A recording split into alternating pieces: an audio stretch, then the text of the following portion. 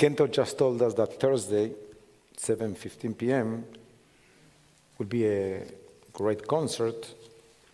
Our own people and the main singer and musician from Comunidad Amijay in Argentina talk about a leading congregation now in Latin America. You don't want to miss that. And you don't want to be alone that night in your home because it will be 6 months from the beginning of this terrible war. So we do the best when we need to cry is we cry together. And when we need to sing, we sing together. When we need to laugh, we laugh. This is what we do the best. We come together. So don't miss that. Come in this place, 7:15, next Thursday. And bring your friends. Believe me, they will thank you for being in community.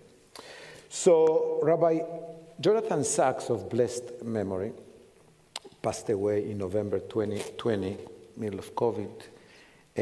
So sad, so untimely. He had so much to give. He was the head rabbi of England and one of the most prominent rabbis of rabbis in this century. And there is a revival of his writings. There's a foundation who tried to see what he said on the Parsha of the week X years ago. And I find this jewel that he spoke about in 5771 will be 13 years from this Shabbat in his synagogue. What he did is he quote from a researcher called Rebecca Costa. And Rebecca Costa asked the following question: how civilizations die? And this is more or less the answer she gives.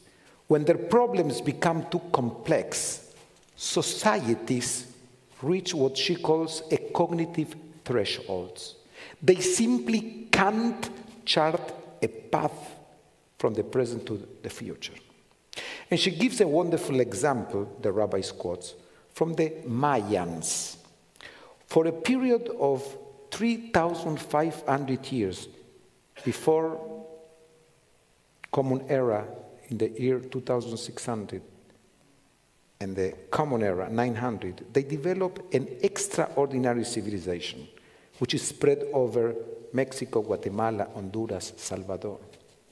Estimated population of 15 million people. They were expert potters and architects and farmers. They also developed a calendar system with celestial charts to track the movements of the stars and predict weather patterns. They had their own unique form of writing as well advanced mathematical system. And most impressive, they developed a water supply infrastructure involving a complex network of reservoirs. Then suddenly, for reasons we still don't fully understand, the entire system collapsed. Sometimes between the middle of the 8th and 9th century, the majority of the Mayan people simply disappeared. And there are many theories as to why it happened. It may be due to a prolonged drought, overpopulation, devastating epidemic, food shortage, or a combination of all these factors. One way or another, having survived 35 centuries, Mayan civilization failed and became extinct. Rebecca Costa's argument is that whatever the causes, the Mayan collapsed like the fall of the Roman Empire because problems became too many and complicated for the people of that time and place to solve. There was cognitive overload and the system broke down. The rabbi says it can happen to every civilization. It can happen to ours. Instead of dealing with what everyone can see as a major problem, people continue as usual and simply pass the problem to the next generation. And the second way to react is what the researcher says, that they found a couple of cemeteries in the Mayans' geography where they inhabited, with a lot of kids that were sacrificed. And the historian has the following question: why did that happen? And they say it was a way to bribe the deities, because they say, how can all this tragedy happen to us? Maybe we did something wrong. So instead of sitting and trying to rethink what they need to repair, They look for magical solutions. This is the explanation why all these babies were killed. What the rabbi tried to bring, and he brings this in the parsha when we speak about the sacrifices, the korbanot. I know, if you go home tomorrow night and you start to live streaming the different synagogue, most of the rabbi will be telling you that it's terrible to find good themes in the book of Vayikra, in the book of Leviticus, full with priesthood and with korbanot. But if you do a little bit effort, you will find something very interesting. And it's the following, which is why the Jewish civilization is still alive. When the temple was destroyed, instead of sitting down and saying, God, why did you do that to me? The Jewish people realized that it's a reality. Jerusalem will be destroyed. What do we do now? So a rabbi, Rabbi Yochanan ben Zakkai, says to the Roman emperor, Ten li et Yavne v'chachamea. Give me a classroom in Yavne. Yavne was like Kaduchesland. You know what Kaduchesland is? Nowhere. Nobody knew what. This is what you want? Kaduchesland. Give me Kaduchesland. So they went to Yavne, and they start from scratch. So no more priests, no more Kohanim. Now it's rabbis. This is the beginning of the rabbinate. And the rabbis rebuilt an entire civilization from scratch. So, I don't want to disappoint you, but you don't live the Judaism of the Torah. You live the Judaism of the Talmud, and on and on and on and on and on and on and on. So what the rabbis did is, instead of crying like the Mayans, they said, what do we do now that this happened? And it's very interesting because Maimonides, Rambam, when he tried to explain, because every person who is sensitive will say, really God needed animal sacrifices? Is this nice to ask from people to sacrifice another creature? And Rambam, the answer he gives is the following. In those days, in those times, people used to sacrifice their own children.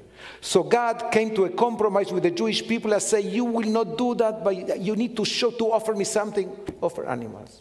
Then the temple was destroyed, never again a drop of blood. Now it's the Sidurim. This wasn't written in one day, nor in 1 week, nor in 1 year, nor in 10 years, but it's generation after generation. And Rambam quotes from the Psalm and says, but that's not the ideal yet, because this was written by others. Why should every person, every Friday, feel moved by a text written by others every week, again, the same? So he says, the ideal is, Lecha dumia teila. What you want from me is a deep silence.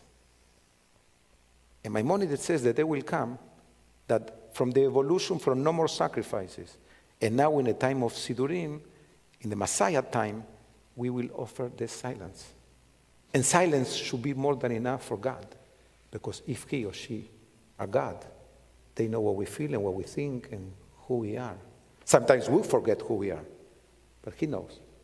So the Jewish people is alive because we had the muscle of reinventing ourselves again and again and again and again and again and again. And believe me, God is my witness. This is what I think every night before I say Shema Israel at home, before I go to bed and I read the names of the fallen soldiers, and I still wait for a miracle to see the hostages back. I say, we will come back.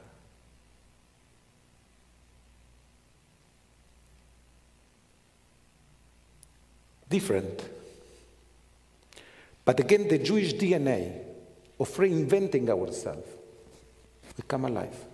And it will be a different Israel, completely different, and they need to rebuild society again and rebuild trust. It will take 10 and 20 and 30 and 40 and many decades.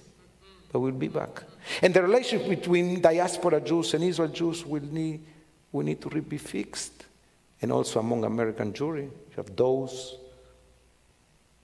our own blood, our own sisters and brothers who still don't get it. They really think that criticizing Israel in a time like this can have the real cause of humankind. So, in this Shabbat, when people believe that the book and the parts of the week are dry without content, what we learn, inspired by Rabbi Sachs, is that the Jewish civilization has in his own DNA the capability of starting again. We will need to do that, and we will. We did it yesterday, and we'll do it, God willing, tomorrow. Shabbat Shalom.